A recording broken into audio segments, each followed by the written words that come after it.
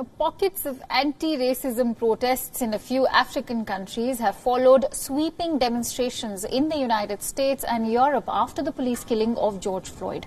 But in contrast to the thousands taking to the streets elsewhere, solidarity events in Africa have been smaller, often led by left-wing movements. Here's a report.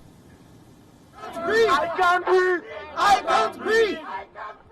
As anti-racism demonstrations sweep the globe following the death of unarmed black man George Floyd in police custody in the US, a more muted response took place in Africa, with small-scale protests held across the continent. Anti-racism protesters in Ghana's capital, Accra, held a vigil for George Floyd. The initially peaceful gathering held by the Economic Fighters League, a radical pan-Africanist movement in Ghana, turned into a protest after the arrest of the group's leader. No justice! No peace! We are all black people, we are all African people, and we're just demanding respect, unity, justice, equality, equity, everything. We are done being quiet. Residents of a Nairobi slum also took to the streets to demonstrate against police brutality. According to Kenya's Independent Policing Oversight Authority, police have played some part in the killing of 15 people since the country put a nighttime curfew in place to combat coronavirus. In South Africa, nearly 200 supporters of the far-left Economic Freedom Fighters Party rallied in front of the US Embassy in Pretoria, chanting, "Down with racism and down with Donald Trump." Down with racism, down.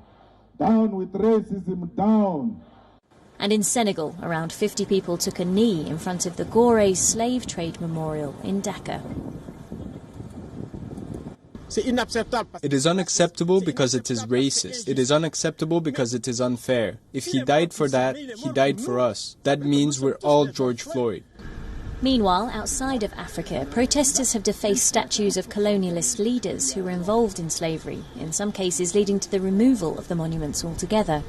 The Belgian port city of Antwerp took down a statue of King Leopold II, known for his brutal rule over what is now the Democratic Republic of Congo.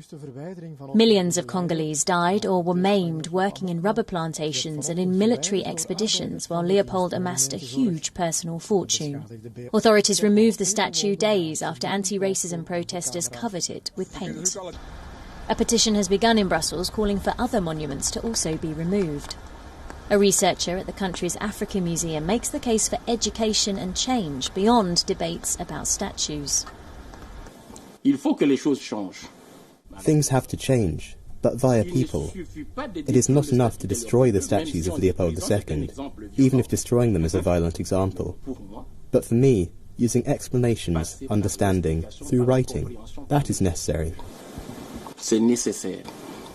While some of the statues have come down in Belgium, in Kinshasa itself, King Leopold II is still standing. Here, too, many people feel a need for an increase in education on past injustices.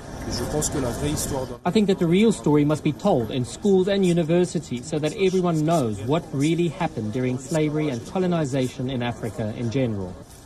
The ramifications of the death of George Floyd look set to continue raising questions about both our history and how to navigate our future.